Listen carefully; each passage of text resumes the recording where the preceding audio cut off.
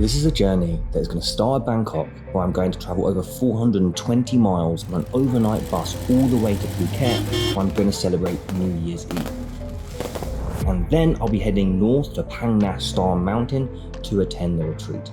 But this isn't just any normal meditation retreat. This is a retreat run by a man known to many as JP, but known to others as the Iron Monk. The journey would include floating cities, secret caves, snakes, incredible views, new friends, as well as a journey into the recesses of my very own being. And this journey, like so many journeys in Thailand, starts right here in Khao San Road. To get to the retreat, I got a bus from Khao San Road, which was absolute carnage and somehow all clung together by a little sticker on my t-shirt. Then I would get another bus and then eventually another bus. Luckily, I could entertain myself with watching my 19th rerun of The Beach, as well as this little known yet rising YouTube channel called Tripping with George, which, by the way, if you haven't already subscribed to, you absolutely should do. After around 14 hours, I finally arrived in Phuket. So I've got 2 days to kill before the meditation retreat actually begins, so I'm gonna kill it.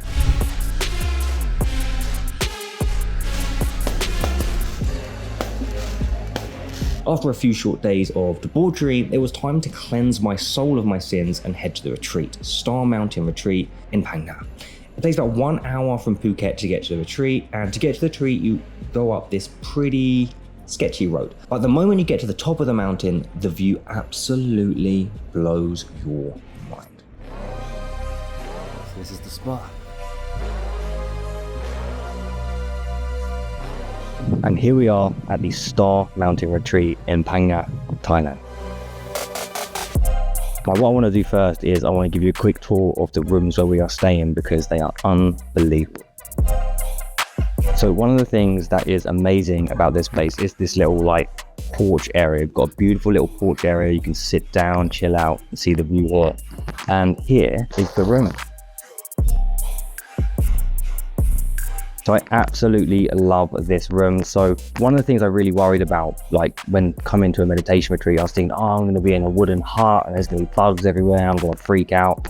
And it's not been like that at all. As you can see, this is like, it's more like glamping. It's got a beautiful double bed here with a giant pillow, giant teddy, sorry, if you get lonely. And it's got a lovely mirror, table, it's got a giant fan, which is so needed, believe me. Flowers and just like your little pillows and things like that. I mean, it's more glamping than anything else, if I'm honest. And for me, this was like the perfect first step into a meditation retreat, but this is a lifesaver, this netting thing here. So this zips all the way up and all the way down so I can do my best to keep them spiders away. You know what I'm saying? It's a snake right there. There's the head.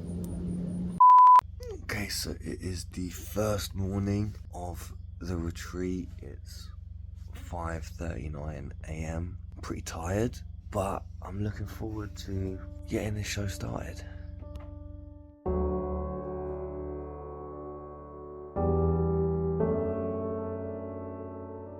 The days followed a pretty strict structure. First, we'd get to the meditation hall at 6 a.m. for chanting and meditation. This was amazing. Some of my favourite memories of the retreat were meditating and watching the sunrise every day. It truly was an epic way to start the day. I was literally just sitting here meditating, minding my own business. Got the meditation hall to myself. And I kid you not, a butterfly the size of a bird just flew straight into my arm. It's terrifying. Next was breakfast at 7:30, a fully vegan but delicious breakfast. One thing I was worried about was that the food at the retreat would suck, but I couldn't have been more wrong. Each day there was a new incredible tasting meal, and there was so much that there was always food left over every single day. Then at 9:30 it was back to the meditation hall for another meditation session followed by a Dharma talk. This finished at around 11:30 a.m. and then it was time for lunch. And again, another incredible cruelty-free bowl of deliciousness. This was actually the last meal of the entire day. Okay, that took a little bit of getting used to, as I did get pretty hungry towards the evening, but a little soya bean drink here and there managed to get me through. Then there was another meditation session followed by a Dharma talk, then a short break and sunset meditation and chanting before bed. Sitting here, I had what I believe to be one of the peak experiences I'll ever have in my entire life. One night, we sat on this porch with the lights completely off, and in front of me were the two monks, and behind them roared this amazing thunderstorm spanning the entire sky. It was surreal to be sitting here, meditating, monks in front of us, with this mind-blowing, electrifying scenery behind. In a strange way, at that time, I had a feeling that this is it. Just this is it. We usually wrapped up by about 8:30 p.m, when we then had spare time to relax and get an early night. So just wanted to interrupt this video quickly, just say a big thank you to the sponsor of this video, which is me. But no, in all seriousness, I have launched a 100% free newsletter where I share more information about how I make money online and can travel the world, as well as sort of how I've become just generally a happier human being. And I try and share some of that information with you. So if you are interested in making money online and traveling the world and just generally personal development and improving yourself, click the link in the description below and or the pinned comment, sign up, and I will drop you an email every now and then, which I guarantee will not be a waste of your time to read. So yeah, back to the video. What I loved about this retreat was that we didn't just sit and meditate. Just getting on the boat now, and we're going to head out for the boat trip. One day we visited an entire floating city. It had shops, schools, and even a football pitch. In fact, many of the people here had never even left this floating city. This was the entire world they knew. We also went exploring to secret and unknown to tourist caves with an incredible view, albeit a little bit of a sketchy climb to the summit, but the views were absolutely worth it. Another day we did a walking meditation. This was a slow walk where each step took around 2 seconds each, and we would start off by focusing on the feeling of the feet hitting the ground. We did this for around 10 minutes. Then we switched and focused on the feeling of our feet leaving the ground for the next 10 minutes. This was an entirely new form of meditation for me. It was extremely effective at concentrating the mind on a singular point and the subsequent peace of mind that can come through that single-minded focus.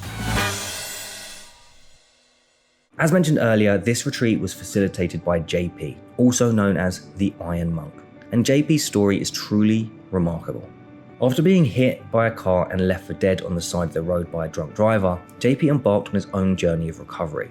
JP is a living example of forgiveness and compassion. What impressed me most about JP was not how he recovered physically from his injuries, but how he recovered emotionally, forgiving the drunk driver who nearly took his life. Understanding that hatred will do more harm to the vessel in which it is stored than onto anything in which it is poured, JP simply dropped his anger, resentment and hate, and instead chose forgiveness and compassion. If I were left for dead on the side of the road after being hit by a drunk driver fighting for my life, could I act with such compassion? Could you? Despite his injuries, JP still cycles, runs marathons, and became a local Muay Thai champion. It is one thing to close your eyes and hide from the tremendous suffering in the world, but it's another thing entirely to see the suffering that exists and to fight to end that suffering for all beings. And that's why I chose to study under the Iron Monk. I can tell you that peace and happiness can only be achieved by first bringing yourself peace and happiness. There is no other way. There is no other way. So after 6 days of chanting, meditating, Dharma talks, meditating, mindful activities, and more meditating, how was I feeling?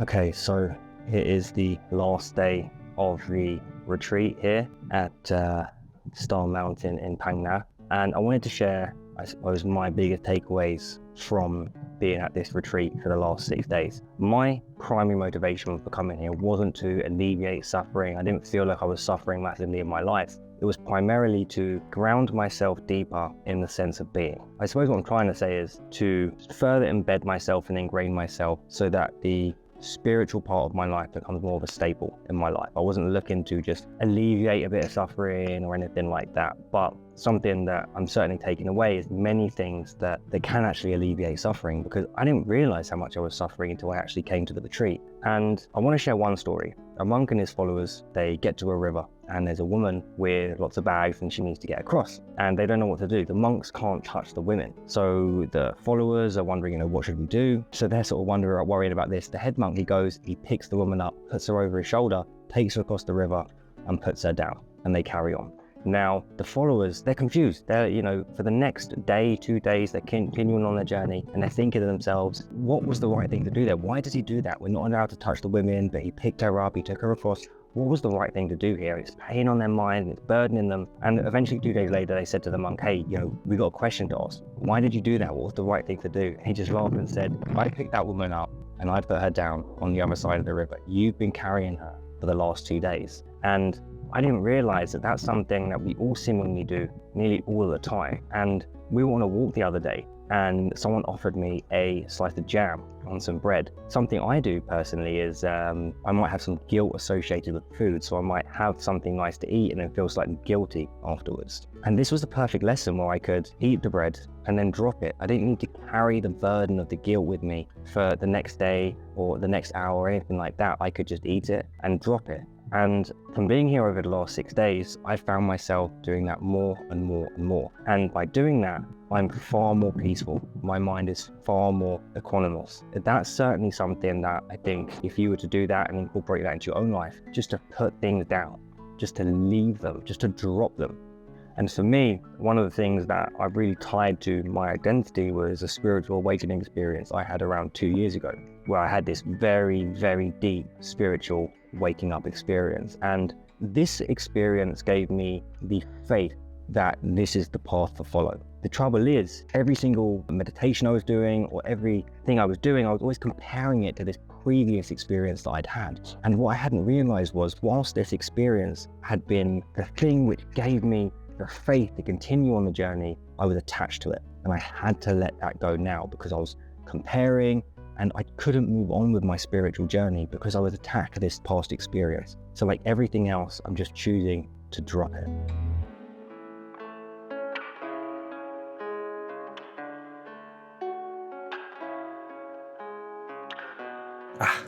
After 6 straight days of meditating, it was time to reintegrate into society and to see if I could hold the calm, still, equanimous sense of self I had unearthed during the retreat. I decided to give myself the ultimate test, to tackle something so frustrating, so infuriating. Like countless others who attempted the same feat, it left me angry, resentful, and tightly wound ball of anger and frustration. The challenge?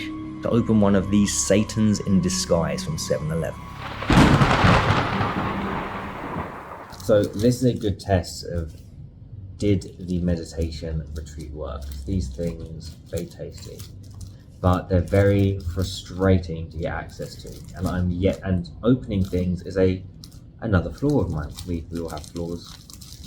That's okay. I'm yet to open one anything close to successfully. I mean, it shouldn't be that difficult for the customer, in all fairness. Oh no, I've done the wrong strategy. Because you have to sort of pull it in the bottom, don't you?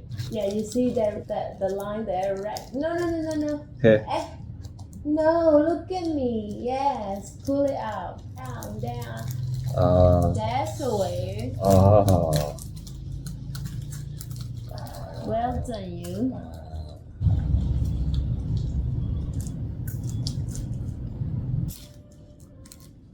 Okay, this is all gonna calm you down.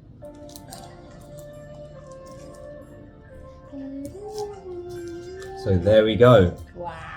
My so first proud of you. ever. So beautiful. Perfectly. Perfectly, you made it. Fully intact. Give that a go.